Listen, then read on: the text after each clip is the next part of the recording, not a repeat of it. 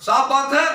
अब उसके बाद यही आपके बगल में देवरिया है, देवरिया रुद्रपुर में यादव और पंडित जी का विवाद होता, भूमि विवाद, जिसमें 5 हत्याएं होती है यादव जी और पंडित परिवार की। वहां क्या हुआ सभी लोग जानते हैं, सब लोग समझदार, हमारा मोबाइल है, चैनल के जरिए देखते होंगे। यहाँ पर रुद्रपुर में यादव जी के लिए पूरा सपा की टीम खड़ी रही। अखिलेश भैया भी वहां पहुंच गए, सामने बुलडोजर खड़ा, कोई फर्जी बात नहीं बोल रहा, और बुलडोजर वापस चला गया। हम पूछना चाहते हैं, हम आपको वोट देते थे, हमारे लोग मारे गए, हमारे लोगों का इनकाउंटर हुआ, हमारे घरों को ढाया गया, आपका पता नहीं लगा, आपके लोगों का पता नहीं लगा, और आप यादव जी की बारी आती तो पूरा दम खम लगा देते हैं। तो ये हमें अपने लोगों को बताना है कि सियासी ताकत हमको बनानी पड़ेगी, हमें इत्तेहाद लाना पड़ेगा, हमें अपना प्रतिनिधि भेजना पड़ेगा।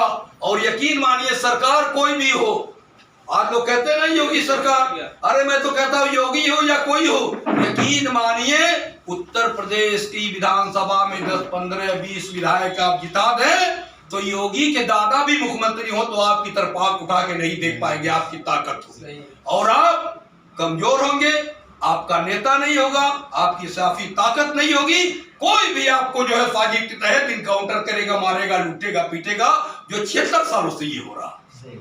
ये कोई लगी लिपटी बात मैं नहीं करता मेरे भाइयों। जिस कौम की सियासी ताकत नहीं होती उस कौम के पास जास्ती होती है, उसकी हिस्सेदारी को लूटा जाता है, उसका फोफड़ किया जाता है। और जिस कौम की सियासी ताकत होती है उस कौम को हक मिलता है, उस कौम को दबाया नहीं जाता है।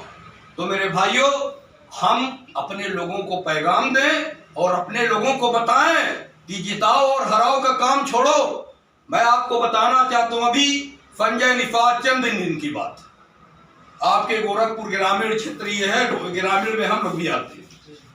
गोरखपुर ग्रामीण क्षेत्र संजय निषाद चुनाव लड़े तो उनके समाज के लोगों ने, कुछ मुसलमानों ने, डॉक्टर अयूब साहब का गठबंधन था, 35,000 के करीब वोट दे दिया, वो चुनाव हार गए। और उस 35,000 वोट के बदौलत और सीटों पे 10,000 15,000 निषाद पार्टी ने वोट पाया। उस वोट के बदौलत भारतीय जनता पार्टी जैसी पार्टी ने निषाद पार्टी से समझौता किया और आज निषाद पार्टी को देख लीजिए, लड़का MP, बाप कैबिनेट मंत्री, 7 विधायक। और जो कौम जिताओ हराओ के चक्कर में है आज उनका हाल देख लीजिए। यकीन मानिए अगर मजलिस चुनाव लड़ती है और आपने हर सीटों पे 25-50 वोट दिखा दिया, यकीन मानिए आप हुकूमत में हिस्सेदार बन गए, क्योंकि इस देश में गणित से राजनीति चलती है। क्योंकि आपके पास 25-50 वोट होगा और जो पार्टी हारेगी वो एहसास करेगी का सफादुद्दीन ओवैसी अगर हमसे समझौता किए होते तो हम चुनाव जीत जाते।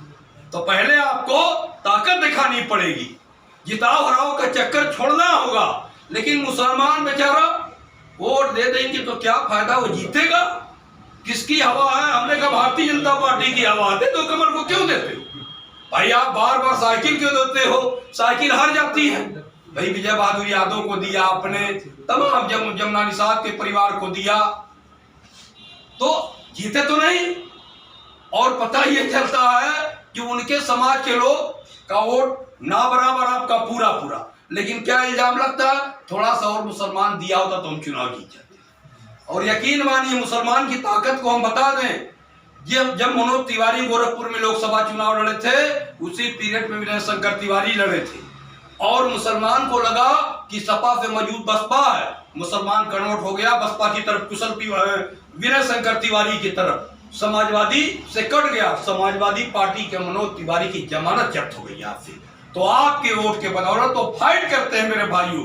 तो आप जीतने हारने की परवाह ना करते हुए अपने समाज को दावत दीजिए इत्तेहाद की, अपनी ताकत दिखाने की।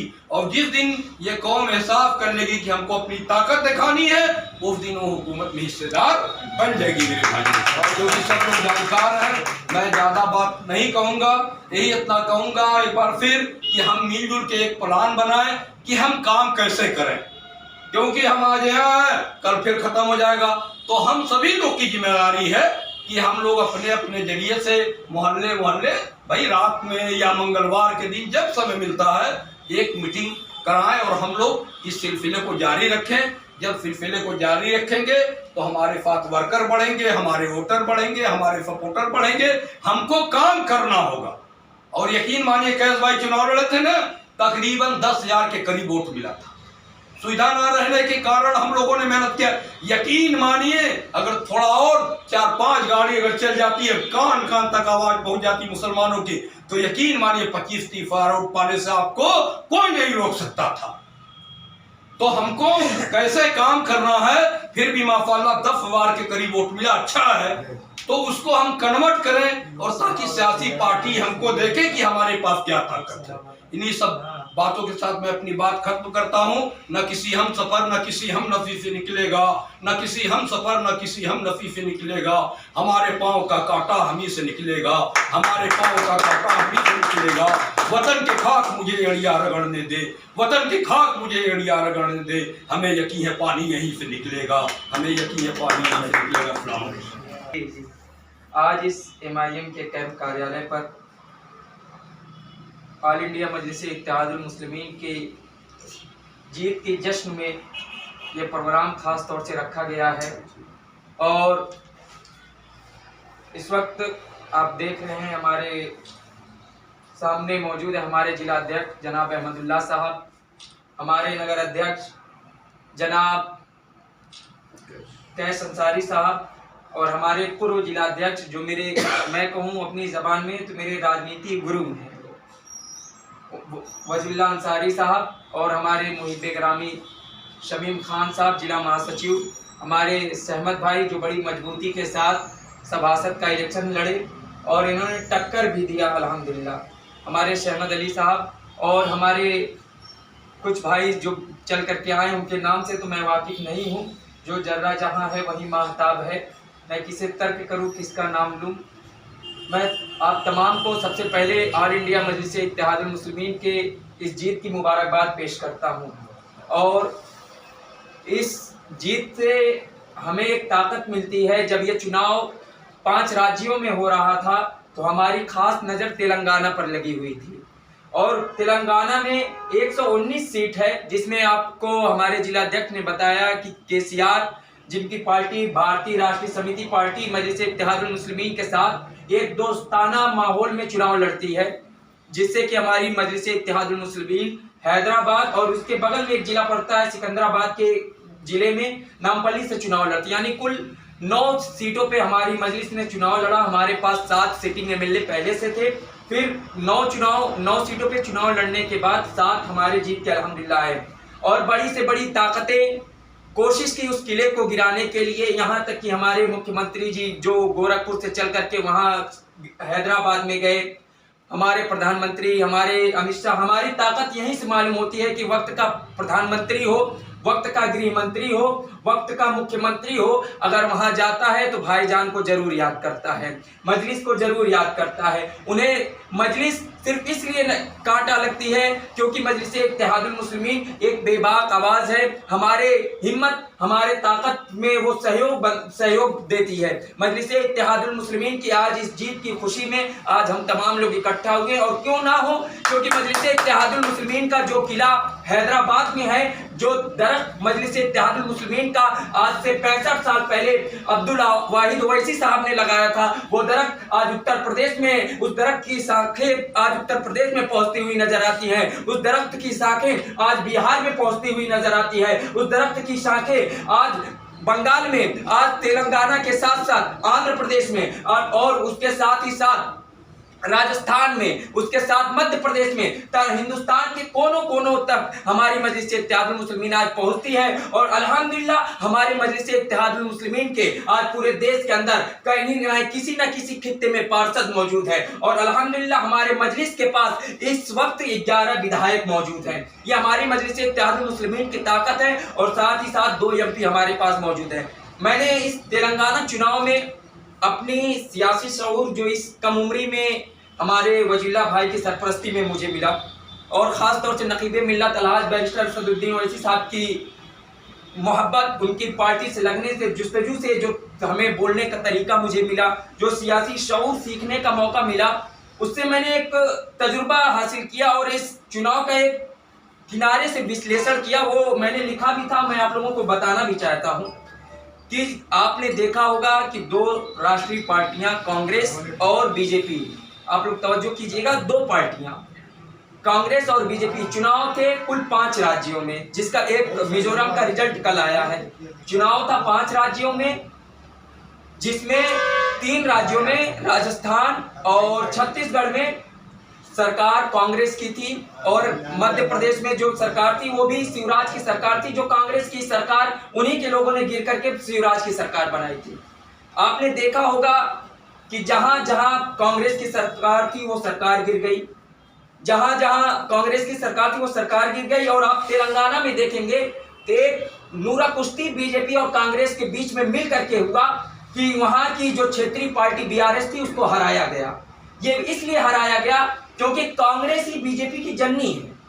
कांग्रेस का एक सिस्टम, जो उसका तरीका है चुनाव लड़ने का, वो जहां जाती है पहले वहां की क्षेत्रीय पार्टियों को खत्म करने का काम करती है। और ये घास अगर कोई डालता है तो सबसे पहले बीजेपी डालती है।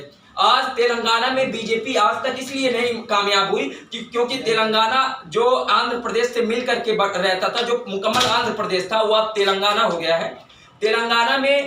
तेलंगाना का वजूद आज से तकरीबन 12 साल पहले अब हुआ। 2014 में जब वहाँ इलेक्शन हुआ तो केसीआर की सरकार बनी, बीजेपी की वहाँ कोई हैसियत नहीं थी। दूसरी बार चुनाव 2018 में हुआ, बीजेपी को 1 सीट महज मिला। लेकिन अब जब 2023 का चुनाव हुआ, इस चुनाव में बीजेपी को कुल 8 सीटों पे बढ़त हुई, यानी और कांग्रेस ने उतनी ही मजबूती के साथ बीजेपी को विलन ना बनाते हुए मजलिस-ए इत्तेहादुल मुस्लिमीन को अपना विलन बनाया और केसीआर को अपना विलन बनाया, और इन दोनों के साथ मिलकर के कांग्रेस की सरकार वहां बनती है। अब जब कांग्रेस की सरकार बन गई है तो अब बीजेपी के पास हार्ड हिंदुत्व का कार्ड है, जो सिर्फ कांग्रेस की वहां जो हुकूमत का बनना भविष्य में बीजेपी के लिए रास्ता आसान करने का एक जरिया है। जिस तरीके से बीजेपी और राज्यों में कांग्रेस के खिलाफ मोर्चाबंदी करती है, उसी तरीके से तेलंगाना में वो मोर्चाबंदी करेगी अगले आने वाले चुनाव में। इसका सीधा मिसाल आप 2024 के इलेक्शन में देख लीजिएगा। अभी तक वहां से सिर्फ एक एमपी चुनाव में जीत करके तेलंगाना में बीजेपी का पार्लियामेंट में पहुंचा था, लेकिन अब 2024 का जो लोकसभा चुनाव होगा उसमें बीजेपी वर्सेस बीआरएस नहीं होगा, क्योंकि पहले के जो चुनाव हुआ करते थे वो कांग्रेस वर्सेस बीआरएस होते थे, कांग्रेस बीजेपी वर्सेस बीआरएस हुआ करता था, यानी भारतीय राष्ट्रीय समिति जो केसीआर की पार्टी है। लेकिन अब जो चुनाव होगा वो बीआरएस वर्सेस कांग्रेस नहीं होगा, बल्कि कांग्रेस वर्सेस बीजेपी होगा। और इस बीजेपी वर्सेस कांग्रेस के चुनाव में बीजेपी पूरी कोशिश करेगी कि कांग्रेस को अपने हार्ड हिंदुत्व के कार्ड से कांग्रेस को हराया जाए, और किस तरीके से अपने वोटरों में हिंदुत्व का कार्ड खेल करके कांग्रेस को परास्त करके वहां पे अपनी साख को और मजबूत किया जाए। और बहुत अफसोस की बात है कि कांग्रेस बीजेपी का वहां मजबूत होने में सबसे बड़ा हाथ, अगर 8 सीट बीजेपी तेलंगाना में पाती है तो उसमें सबसे बड़ा हाथ कांग्रेस का है। और ये मुस्तकबिल के लिए तेलंगाना की राजनीति के लिए खतरे का निशान है, क्योंकि बीजेपी पूरी कोशिश करेगी और राज्यों में जिस तरीके से कांग्रेस के खिलाफ मोर्चाबंदी करती है, क्योंकि अब सरकार तेलंगाना में कांग्रेस की है तो अब कांग्रेस के खिलाफ भी उसी तरीके से मोर्चाबंदी करेंगे। अब एक नए स्ट्रेटेजी के साथ हमारे बैरिस्टर असदुद्दीन ओवैसी साहब ने केसीआर का साथ दिया, और अल्हम्दुलिल्लाह हमारे बैरिस्टर साहब ने जिन जिन सीटों पर मेहनत करके चुनाव लड़ा, जिन जिन सीटों पर जाकर के उन्होंने प्रचार किया, वहां कहीं भी बीजेपी नहीं कामयाब हुई, सिर्फ 1 सीट पे कांग्रेस कामयाब हुई। जबकि कांग्रेस के जितने लीडरान थे, कांग्रेस सबसे बड़ी मुस्लिम विरोधी पार्टी इसलिए है क्योंकि कांग्रेस ने 119 सीटों में सिर्फ 6 मुसलमानों को टिकट दिया था, और एक भी मुसलमान विधायक उनके तरफ से, कांग्रेस की तरफ से जीत करके तेलंगाना के विधानसभा में नहीं पहुंचा है। और साथ ही साथ जो सहूलियतें पिछली गवर्नमेंट में यानी केसीआर की हुकूमत में मुसलमानों के लिए थी, हमारे वजीरुल्लाह भाई ने बताया, उप मुख्यमंत्री भी वहां का मुसलमान हुआ करता था, वहां के राज्य का गृह मंत्रालय वहां के महमूद अली साहब के पास हुआ करता था, लेकिन अब एक भी विधायक मुस्लिम कांग्रेस के पास नहीं है। और अब देखने वाली बात यह होगी कि कांग्रेस ने जो वादे मुसलमानों के लिए वहां पे किए हैं, क्योंकि अफसोस की बात यह होती है कि हर वक्त हमारे साथ मीर जाफर मीर सादिक पड़े रहते हैं, और कांग्रेस की इतनी तगड़ी विक्ट्री जो हुई है तकरीबन 64 सीटों पे, इसमें एक बहुत बड़ा रोल हमारे उलमाए सू का रहा है। उलमाए सू, एक उलमाए हक होते हैं, एक उलमाए सू होते हैं। उलमाए सू वो होते हैं जो हुकूमत की दलाली, जो पार्टी बंदी में, पार्टी की गिरोहबंदियों में अपने कौम का सौदा करते हैं, अपने कौम की दलालियां करते हैं। ये उलमाए सू होते हैं, जिसमें एक बड़ा नाम जमात इस्लामी, जमात अहले हदीस और वहां के मकामी जो उलमाए कराम थे, उन्होंने मुत्तफिका तौर पे मस्जिदों से ऐलान किया कि अब की बार सरकार केसीआर की हटाई जाए और कांग्रेस की लाई जाए, जबकि कांग्रेस बीजेपी के रास्ते पे गेम खेलती है।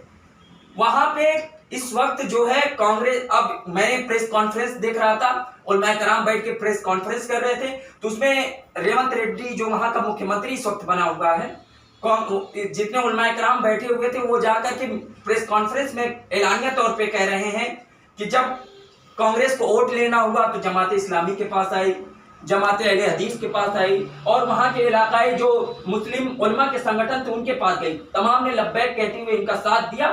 लेकिन अफसोस की बात यह है कि जब रेवंत रेड्डी ने प्रेस कॉन्फ्रेंस किया तो एक बार भी जमात इस्लामी, जमात अहले हदीस या उलमा जो उलमाए सू ने मिलकर के साथ दिया, उनका नाम तक नहीं लिया और इस बात का वो अफसोस जता रहे थे। तो मैंने देखा, मुझे बड़ी हंसी आई। हमने कहा बड़े खुशी के साथ आप लोगों ने कांग्रेस को जिताने के लिए कोशिश किया और आज जब कांग्रेस नाम तक नहीं ले रही है तो आज अफसोस जता रहे हैं। और ये मुस्तकबिल में ऐसा होगा कि कांग्रेस मुसलमानों के लिए कुछ करेगी। वहां पे जो मुसलमानों को रिजर्वेशन है, ये बीजेपी के डर से कांग्रेस वो रिजर्वेशन भी खत्म कर देगी।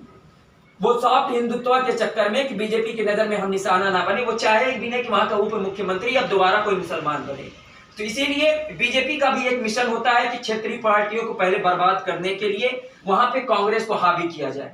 जैसे कांग्रेस हावी होगी उसके बाद हमारे लिए रास्ते आसान होंगे। और इसका सबसे सीधा साधा मिसाल ये हुआ कि अब की बार इस विधानसभा के इलेक्शन में तेलंगाना में 8 सीटों पर बीजेपी कामयाब हुई। और हमारे जो इस मीर जाफर मीर सादिक, मैंने नाम लिया, आपने इमरान प्रतापगढ़ी को सुना होगा, तेलंगाना में जा जिन जिन सीटों पर ओवैसी साहब के खिलाफ उसने बयानबाजियां की, जिन जिन सीटों पर जाकर के बुराइयां की, उन सीटों पर मजलिस इत्तेहादुल मुस्लिमीन अल्हम्दुलिल्लाह 7 के 7 सीटों पर कामयाब हुई।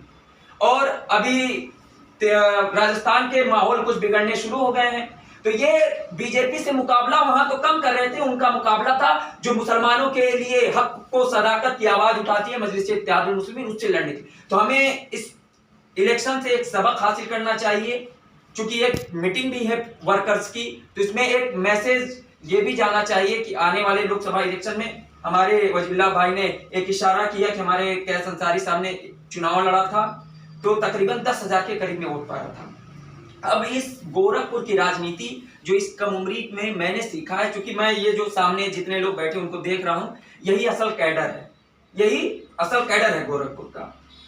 तो जो गोरखपुर की राजनीति है इसमें एक चीज तय मानिए कि अगर यहाँ से कोई भी बीजेपी का लोकसभा का कैंडिडेट होगा तो उसको हराने के लिए ये जो तथाकथित सेकुलर पार्टियां सपा बसपा नाकाम साबित होंगी। इस कंडीशन में मुसलमान क्या करे? या तो कूली बनकर के मजबूरी में जाए वोट दे सपा को कि हम देते आए हैं देंगे, या तो जाके नोटा दबाए, या फिर कहीं मजबूरी में किसी को देने से बढ़िया बीजेपी को वोट दे, ये सोच के वोट दे। इस कंडीशन में हमारे जिलाध्यक्ष जी, महानगर अध्यक्ष जी, हमारे पूर्व जिलाध्यक्ष जी और हमारे शमीम भाई, ये सब लोग तशरीफ रखते हैं। तो जिस तरीके से हम लोगों ने यहाँ पे अपना चेयरमैन का प्रत्याशी दिया गोरखपुर में, चाहिए कि तकरीबन 15-20 की तादाद में प्रदेश अध्यक्ष हाजी शौकत अली साहब के पास जाकर के उनसे बात किया जाए और उनसे कहा जाए कि रिजल्ट कोई भी आए हम हारेंगे। हार जीत मायने नहीं रखता, आप कितना परसेंट वोट ला रहे हैं वो मायने रखता है। कितना वोट आपने हासिल किया, 10,000 वोट लाए, कितनों के आंख में गड़ गया। मजलिस इत्तेहादुल मुस्लिमीन में चेयरमैनी के इलेक्शन, वो मेयर के इलेक्शन में, नगर निगम के इलेक्शन में तकरीबन 10,000 वोट हासिल करने, इसका मतलब मजलिस मजबूत हो रही है गोरखपुर में। तो हाजी शौकत अली साहब को इस मेयर के इलेक्शन का इशारा करते हुए ये हम लोग मिलकर के उनसे आग्रह करें कि रिजल्ट कुछ भी आए, मुसलमानों की वोट को सीधा सीधा सपा में डाल करके बर्बाद करने का कोई मतलब नहीं। इससे बढ़िया ये है कि हम लोग अपनी सियासी ताकत को मजबूत करें और चाहिए कि हमें एक कैंडिडेट दिया जाए। यहाँ के लिए कैंडिडेट हमारे ही बीच से होगा, कैंडिडेट हम इलेक्शन लड़ेंगे, जो भी वोट आए हम हासिल करेंगे। हमारे मुस्लिम भाई जहाँ हैं, दलित जहाँ हैं, उनके बीच जाएंगे, अपनी क़यादत को मजबूत करने के लिए हम कोशिश करेंगे। और इसीलिए हम लोग पूरी कोशिश करें कि अब की बार आने वाले लोकसभा के चुनाव में अब की बार हम अपने प्रत्याशी को लाएं, ताकि जितने मुस्लिम वोट सपा में जा करके वो बर्बादी का सबब बनेगा, वो हमारे लिए एक मजबूत सियासी ताकत का काम करेगा। हम भले ही वोट तकरीबन 50,000 पाए या 30,000 40,000 पाए, कम से कम एक मैसेज जाएगा कि मुसलमान बेदार हो रहा है। और ये इस लोकसभा इलेक्शन का, जैसे हमारे वजीला भाई ने कहा कि अगर हम लोकसभा का चुनाव उत्तर प्रदेश में 50 सीटों पे लड़ जाते हैं, तो इससे और भी जो तथाकथित सेकुलर पार्टियां सपा बसपा कांग्रेस है, उनको एक बौखलाहट का शिकार होना पड़ेगा और आने वाले इंतखाबात में वो हमसे समझौता करेंगे। तो इंशाअल्लाह रहमान यहाँ का जो इलेक्शन होगा गोरखपुर का, हमारे जिलाध्यक्ष जी, हमारे कैस अंसारी साहब महानगर अध्यक्ष, इन सबसे रिक्वेस्ट मैं करता हूँ कि शौकत अली साहब के पास ये बात पहुंचाई जाए कि हम लोग लोकसभा का इलेक्शन लड़ेंगे। ये तमाम तर बातें हम आपके दरमियान रखे हैं। और हालांकि मैं उस लायक सलाहियत तो नहीं रखता अपने बड़े लोगों की तरह कि मैं बोल पाऊँ, कुछ भी कर पाऊँ, जो कुछ भी अल्लाह का करम है। मैं इन्हीं सब जुमलों के साथ अपनी बातों को खत्म करता हूँ। अस्सलाम वालेकुम।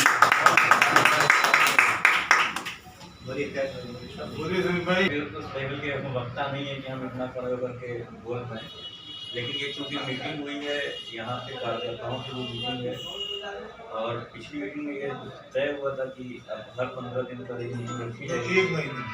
15 दिन पहले ये 15 दिन मंगल के दिन एक मीटिंग ठीक मैं रखी जाएगी। तो वो चीज़ कंटिन्यू तो नहीं हो पाई है, लेकिन फिर ये रखी गई है। जो बनाना है बनाओ ना दीजिए। 1 महीना तो ही गया होगा, 1 महीना ज़्यादा ही हो गया।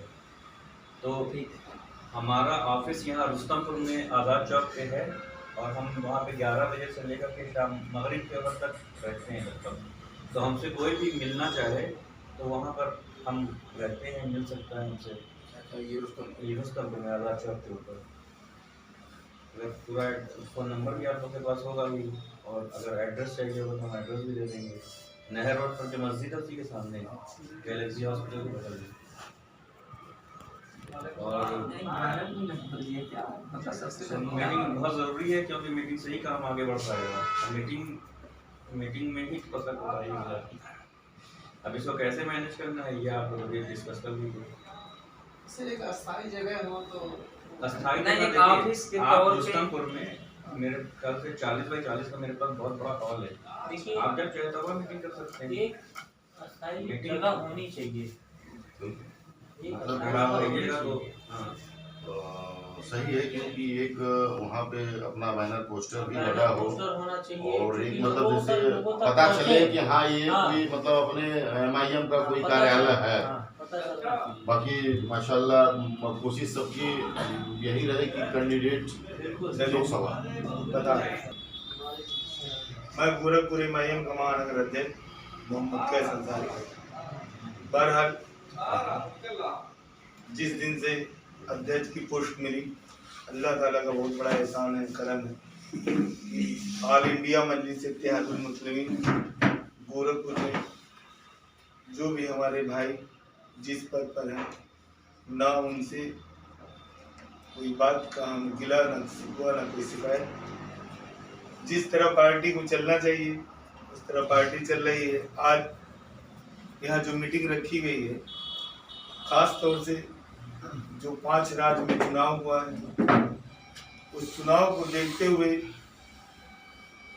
क्योंकि हिंदुस्तान की आज़ादी के बाद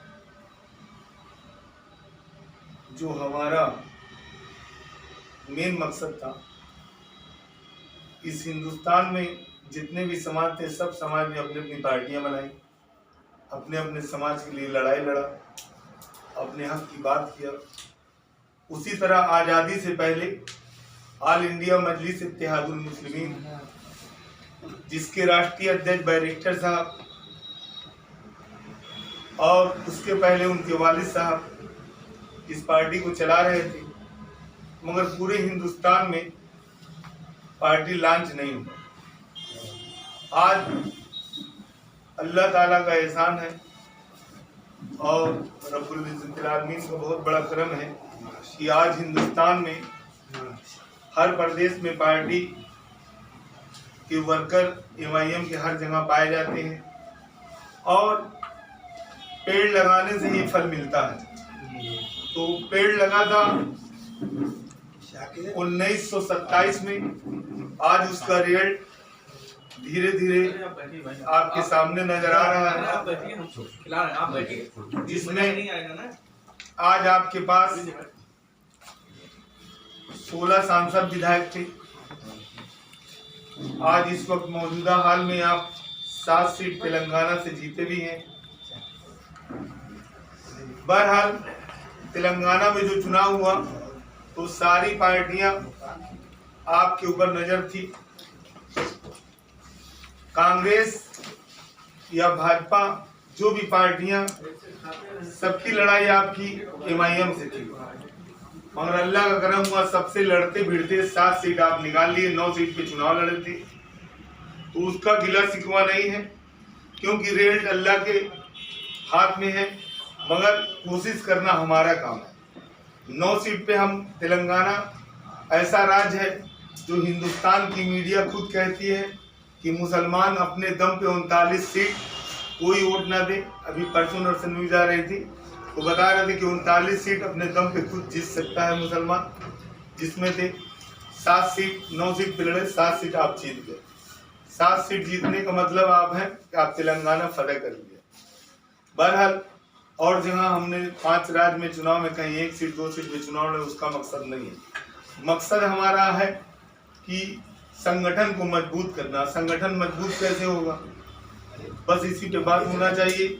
और उसी में जो केक और लड्डू यहाँ रखा हुआ है, आप सब लोग उसको खाइए पीजिए। और संगठन मजबूत कब होगा कि जब हम लोगों के अंदर बहुत सी कमियां हमारे अंदर हैं। बैठ जाइए थोड़ा आराम से, बोलिए आप बोलते हैं थोड़ा वीडियो बनाना। और जैसे मान लीजिए कि कमी हमारे अंदर क्या है कि हम अपनी बात से आपको मुतमईन ना कर सके, अपनी बात आप तक पहुंचा ना सके, तो ये हमारी कमी, आपकी कमी नहीं है। अब संगठन मजबूत करना, गोरखपुर में अब महानगर अध्यक्ष हम है, तो हर वार्ड में एक वार्ड की जिम्मेदारी हमारी है। एक वार्ड तक हमको वार्ड अध्यक्ष पैदा करना है। वार्ड अध्यक्ष के साथ साथ हमको महानगर की टीम मजबूत करना है। और जब अपने लोगों को हम मजबूत कर लेंगे तो संगठन भी मजबूत हो जाएगा। तो कुछ कमी थी, कुछ चुनाव के बाद हमारे एक्सीडेंट हो गया था। अब आप लोग बताइए कि संगठन मजबूत कैसे हो, क्योंकि एक आदमी के उससे कोई काम नहीं होता है। या उज़िल्ला भाई हो, चाहे मन्नू भाई, चाहे हम ही हो, हम अकेले कितना काम कर सकते हैं। मान लीजिए 1 वार्ड गए, 2 वार्ड गए, 1 मीटिंग की, तो पूरा फुल टाइम हम दे सकते हैं। उसके साथ साथ भी और लोगों को टाइम देना पड़ेगा, तभी संगठन मजबूत होगा। इसी संगठन पे बात होनी चाहिए। जहां तक चुनाव का सवाल है, लोकसभा का चुनाव, अभी 5 राज्य का चुनाव खत्म हुआ है। अभी तक तो ऑल इंडिया मजलिस इत्तेहादुल मुस्लिमीन से कोई गठबंधन नहीं था, मगर सब लोग प्रयास में थे कि हो सकता है कोई पार्टी से गठबंधन हो जाए। तो अब 5 राज्य का चुनाव खत्म हो गया, इन लोगों ने मीटिंग बुलाया था, इंडिया गठबंधन ने मीटिंग बनाया, तो वो गठबंधन की मीटिंग कैंसिल हो गई। शौकत साहब का मामला ये था कि शौकत साहब ने कहा था कि अभी कोई तैयारी नहीं होगी जब तक पूरी फुल फाइनल बात ना हो जाए, तो अभी मामला चल रहा है। मगर उसके बावजूद सबसे मेन होता है संगठन। आज संगठन होगा कैसे? कैडर करने से ही संगठन होता है। अब कैडर का मकसद ये कि हम अपनी बात पूरी आवाम तक पहुंचाएं कि हिंदुस्तान में जितना भी समाज है अपने हक और हुकूक की बात करके अपनी लड़ाई लड़ रहा है। ये हिंदुस्तान का संविधान आपको पूरा राइट दे रहा है कि जिस तरह हर समाज अपने हक और हुकूक की बात कर रहा है, उस तरह मुसलमान भी अपने हक और हुकूक की बात कर रहा है। मगर कुछ दिन पहले तक आपको ये डरवाया जाता था कि हिंदुस्तान के संविधान में है कि आप इस देश के मुख्यमंत्री या कुछ बन नहीं सकते। आप अक्सरियत में हो, आप सांसद लाएंगे, आप विधायक लाएंगे तब ना कुछ बन पाएंगे। आप अक्सरियत में लाएंगे नहीं तो बनेंगे कहाँ? तो आपको अक्सरियत दिखाना पड़ेगा, सांसद विधायक की पार्षद की। आप अक्सरियत में थे तो आपका वोट था नगर निगम में, आपका नगर निगम में वोट था। आप अक्सरियत में तो आपका यहाँ उत्तर प्रदेश गोरखपुर का मिनिस्टर था, इस्तीफा उसे। तो आपको अपनी अक्सरियत दिखाना पड़ेगा वोट से। पहले तीर तलवार का जमाना था, अब वोट का जमाना है। तो इस मुल्क के नौजवानों और मुसलमानों, इस मुल्क के निजाम को पहचानो। यहाँ वोट की आपकी ताकत, उसी की पूजा होती है। आप अपनी ताकत को आपको दिखाना पड़ेगा। आपने अपनी ताकत समाजवादी पार्टी को दिया तो समाजवादी पार्टी मजबूत हो गई। आपने अपना वोट कांग्रेस को दिया, कांग्रेस मजबूत हो गई। आपने अपना वोट बसपा को दिया तो बसपा मजबूत हो गई। आपने अपना वोट थोड़ा सा निषाद पार्टी को दिया तो निषाद पार्टी का आज सांसद, 7 विधायक और उसके सारे लोग हैं। तो आप अपने वोट की अहमियत को समझिए। वोट को अहमियत को समझना, हम लोग को जगह जगह कैडर करना पड़ेगा है, और कैडर करने के साथ साथ लोगों को समझाना पड़ेगा और टाइम देना पड़ेगा, और इख्तलाफ को खत्म करना पड़ेगा। जो आपस के इख्तलाफात हैं, और इसलिए खत्म करना पड़ेगा क्योंकि मुसलमान में कहा जाता है, कहा गया सबसे पहले कहा गया गीबत से दूर रहिए। आपने सपा की, बसपा की, कांग्रेस की, जो मुसलमान है जाके उसी में मुसलमान की बुराई बतियाते हैं, फलाने ऐसे ढिकाने ऐसे हैं, एक आलिम की बुराई बतियाते हैं। अरे यार, आप अपने आप को देखो, अपने आप को मजबूत करो। दूसरे की बुराई करने से बेहतर है? तो जब आप दूसरे की बुराई करोगे तो उसी में उलझ के रह जाओगे। तो आप अपने आप को मजबूत करना, अपनी पार्टी का झंडा और डंडा पहले उठा के, पहले आप अपने लड़के को खुद खिलाएंगे तब आपका पड़ोस का लड़का आदमी आएगा खिलाने के लिए आपके बच्चे को। तो आपको अपना झंडा और डंडा खुद उठाना पड़ेगा। समीम भाई का है परेशान है भाई, बैठ जाइए 2 मिनट, ये तो बात सुनिए। तो हमको चूतिया समझ रहे हैं आप लोग, फटाफट उसी में बांटे जा रहे हैं। आप हमारी बात पे नजरअंदाज कर रहे हैं, तो बुलाने से फायदा क्या? गलत आपने किया। आपको कोई नजरअंदाज नहीं कर रहा है भाई। अरे कौन नजरअंदाज कर रहा है? उसी में बढ़ रहा है, खा रहा है। 2 मिनट